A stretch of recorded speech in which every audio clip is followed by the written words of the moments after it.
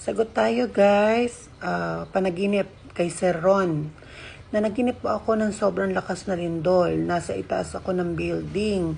Sa sobrang kapit ko, kahit patumba na ang building, nakita sa ibig sabihin ng lindol is pagbabago daw po. Which is, nagpalit siya ng trabaho at okay daw siya sa trabaho niya ngayon. So, parang pumapasok talaga yung pagbabago. Sa na-search niya na ang lindol daw is pagbabago ng something or anything. Okay, ulitin po natin ha. Base po sa experience ko, observation, opinion natin.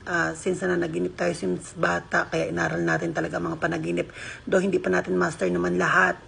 Ang mga sinishare lang po natin is yung mga natutunan natin at sa mga symbols of dreams, yung mga na-experience lang ho natin. Kaya hindi ako nanguhula or sinasagot yung iba na hindi ko ho alam.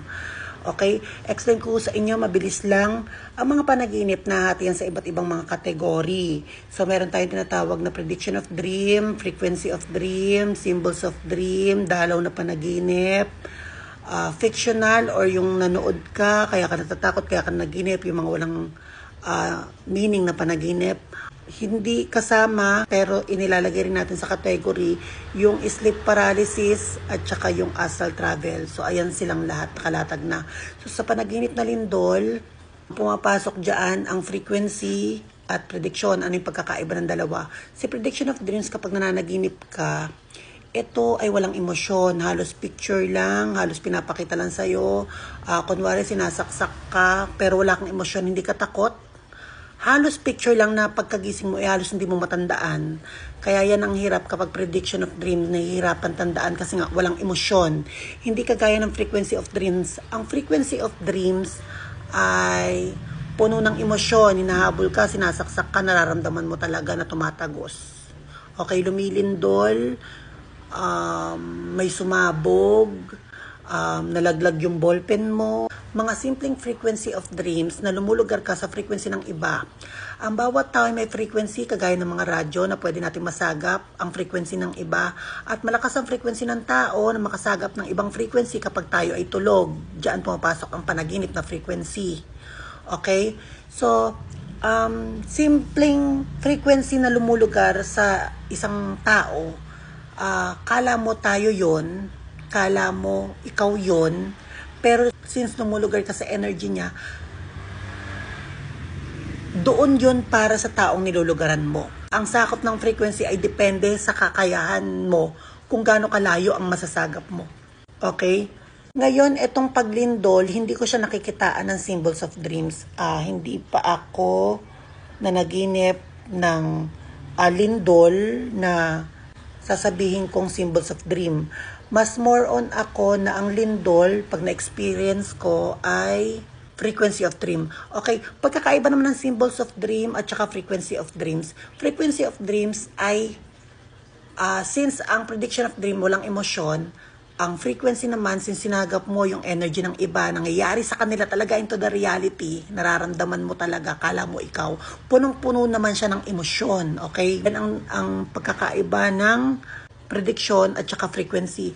While frequency at symbols naman, symbols of dream, ito yung mga dumi, natapakan mo, nakidlatan ka, nalulunod ka, tubig. Okay? Para malaman mo naman kung frequency of dream at saka symbols of dream, ang frequency of dream ay puno ng emosyon, while ang symbols of dream ay kiramdam. Nakatapak ka ng dumi, ano mararamdaman mo? Nakidlatan ka, nalulunod ka, pakiramdam kung ano yung ginawa mo. Katulad ng ahas, natatakot ka, na baka matuklaw ka. Okay? Emosyon kay frequency, pakiramdam naman, symbols of dream. Okay? Yun sa dalaw, si dalaw is mga na maalam. More on dyan lumalabas yung mga dating bahay, kung saan nakatira yung taong pumasyal. Minsan lang tayo makaka-experience ng panaginip na dalaw, pero lagi natin tandaan na tuwing nananaginip tayo ng dalaw, naaalala natin yung lugar.